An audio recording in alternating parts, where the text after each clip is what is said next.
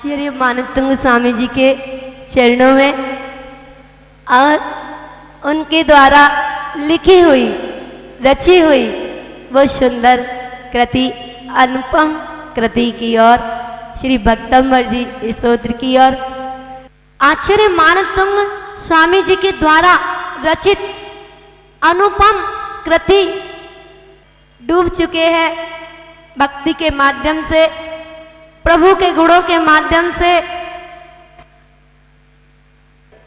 क्या कह रहे हैं? भक्ति के माध्यम से कह रहे हैं, हे भगवान, हे मुनीश्वर, हे आदिश्वर, हे त्रिलोकीनाथ, आपादकंठम, जिसके पैरों से लेकर कंठ तक, जिसके पैरों से लेकर कंठ तक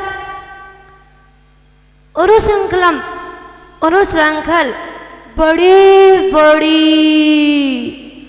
शाकलों से, जंजीरों से वेष्टितांगा, वेष्टित शरीर वाले, गौणम अत्यंत कसकर बांधी गई,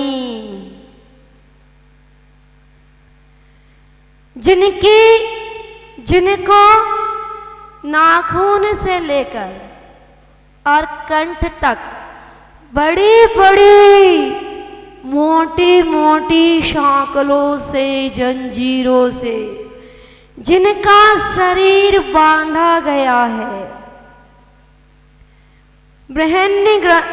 बृहन्निगण कोटि बड़ी बड़ी बेड़ियों के किनारों से, जो बड़ी बड़ी शाकलें हैं उनके किनारों से, निग्रष्ट जंघा, जिनकी जंघाएं छिल गई हों, जिनकी जंघाएं उन बेड़ियों से घिस गई हों, वह रक्त बह रहा हो, ऐसा पुरुष, ऐसा मनुष्य, ऐसा भव्य जीव, तो नाम मंत्र, आपके नाम को, आपके नाम रूपी मंत्र को, आपके नाम रूपी मंत्र का जो स्मरण करता है, आपके नाम का जो ध्यान करता है, आपके नाम की जो आराधना करता है, उसका वह बेड़ियों से बंधा हुआ शरीर भी अनिशम, जो निरंतर जाप करता है, स्मरण करते हुए श्रद्धा शीघ्र ही स्वयं अपने आप विगत बंद भया, बंद के भय से रहित भवंती माने हो जाता है। हे भगवान, जिसकी पूरा शरीर नीचे से लेकर कंठ तक, मस्तक तक बड़ी बड़ी शाकलों से, बड़ी बड़ी जंजीरों से जिसका शरीर कस कर बांध दिया हो, उन मोटी मोटी जंजीरों के अग्रभाग से जिसका शरीर छलनी छलनी हो गया हो, जिसकी जंघाएं घिस गई हो, लहू बह रहा हो, ऐसा मनुष्य भी आपके नाम की जाप, आपके नाम की जड़ी बूटी, आपके नाम की औषधि, जिसके कंठ में पहुंचती है, उसकी नाखूनों से लेकर मस्तक की बेड़ियां भी टूट जाती है।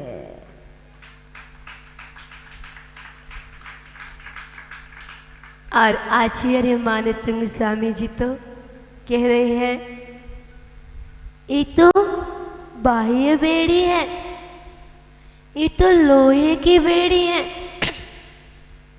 जिन बेड़ियों ने हमें कसकर बांध रखा है, वो मोहिनी कर्म रूपी वो बेड़ी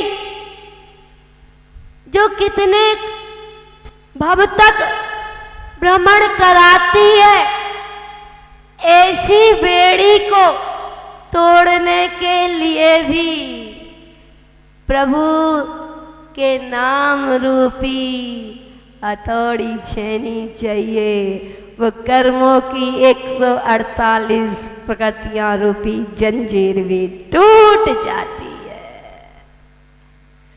वो 8 कर्म रूपी बेड़ियों ने चारों तरफ से जकड़ रखा है।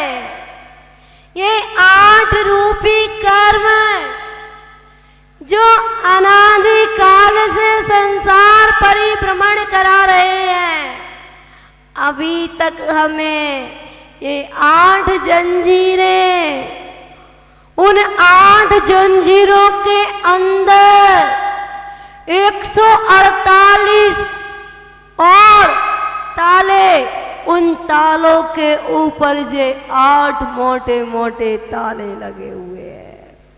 जैसे यहाँ पर चांदी वाले बैठे होंगे, वो चांदी की तिजोरी, उस तिजोरी के अंदर भी एक खंड होता है, उस खंड के अंदर भी एक तिजोरी होती है, उस तिजोरी के अंदर भी एक तिजोरी होती है, उसके अंदर एक डिब्बी होती है, उस डिब्बी के अंदर एक रुई होती है, रुई के अंदर एक लाल कागज होता है, उसके अंदर डायमंड होता है, गोल्ड होता है। ऐसे ही ये 8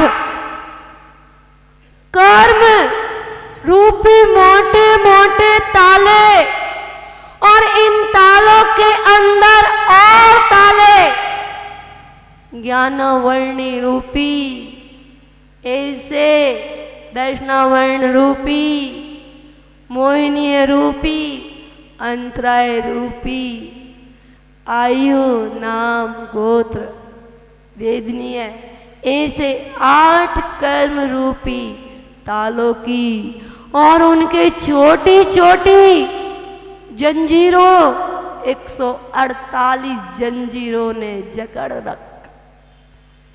हे भगवान, हम इन बाह्य तालों पर तो ध्यान देते हैं, इन बाह्य शब्दों पर तो ध्यान देते हैं, इन बाह्य शब्दों से तो हम घायल हो जाते हैं, लेकिन अंदर के राग देश समय प्रत्येक समय घायल कर रहे हैं। उनसे हमने कभी नहीं सोचा कि ये हमें घायल कर रहे हैं, हमें प्रत्येक समय चोट दे रहे हैं।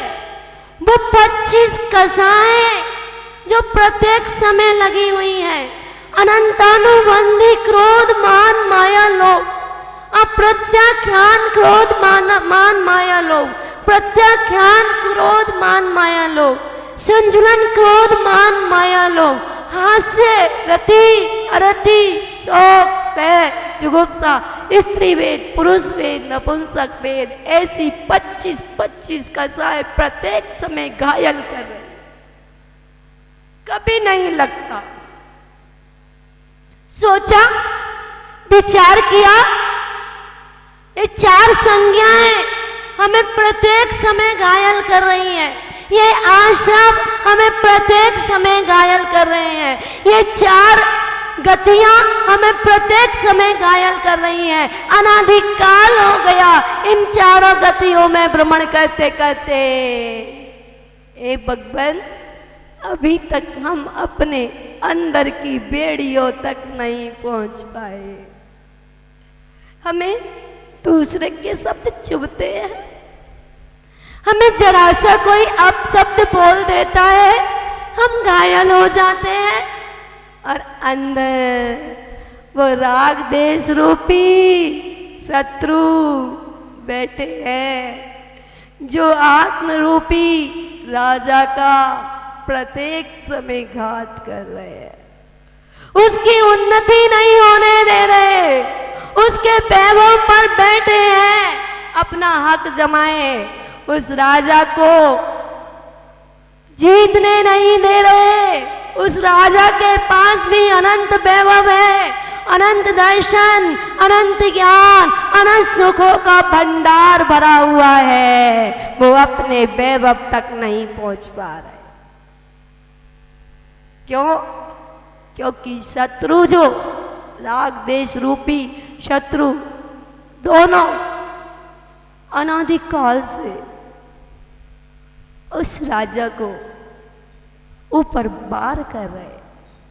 लेकिन जब वो नागदमनी रूपी, वो प्रभु के नाम रूपी जड़ी बूटी, जब रत्नात्रयधारी मुनिराज रास्ता बताते हैं उस राजा को जीतने के लिए कि तुम अपने वैभव को कैसे जीत सकते हो, अपने अनंत दर्शन, अनंत ज्ञान, अनंत सुख रूपी वैभव को आप ज्ञान और वैराग के माध्यम से उन शत्रुओं को भी हरा सकते।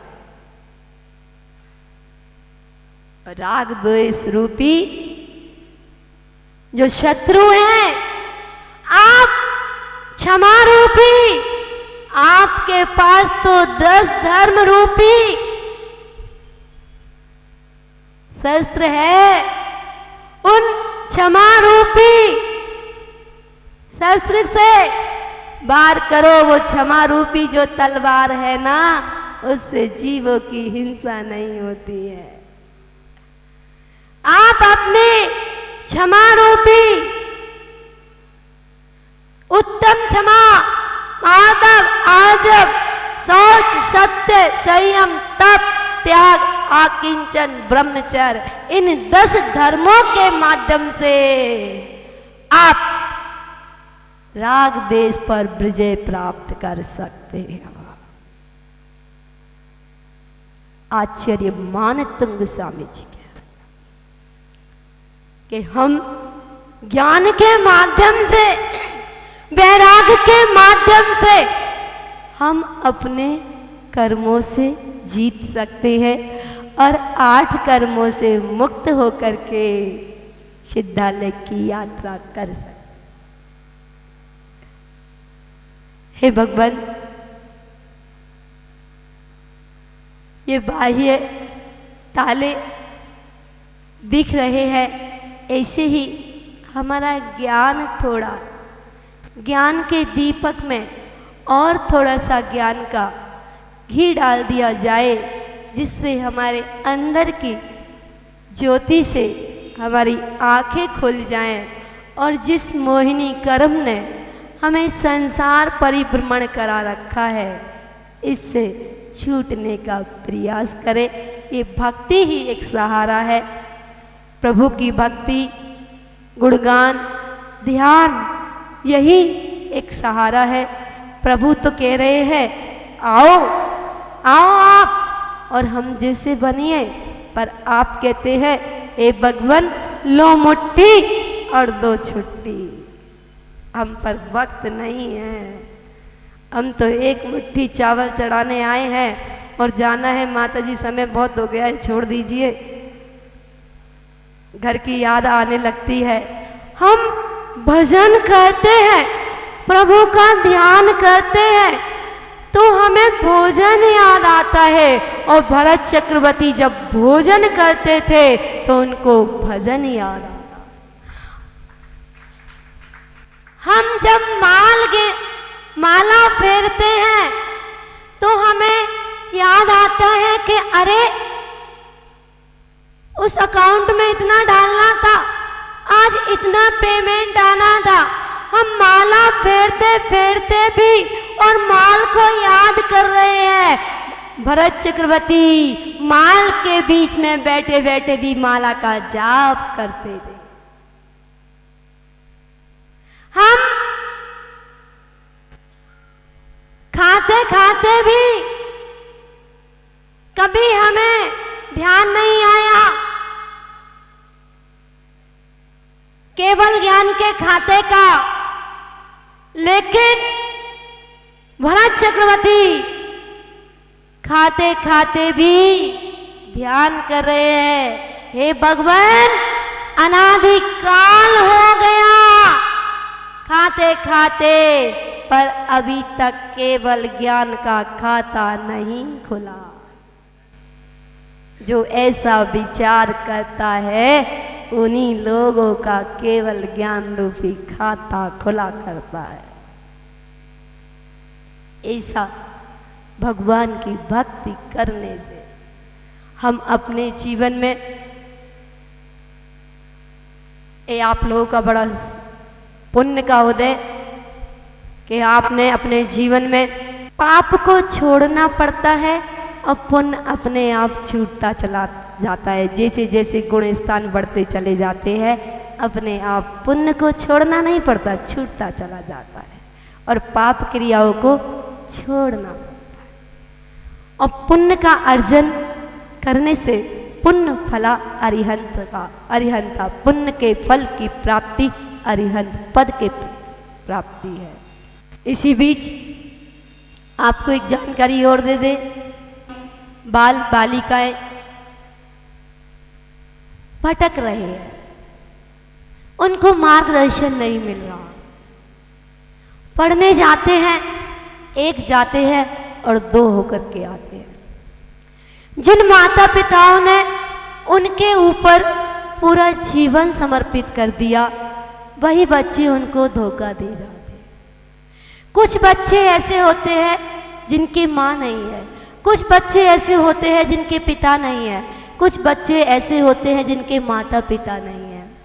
उनको सहारा कैसे मिले, कहाँ से मिले?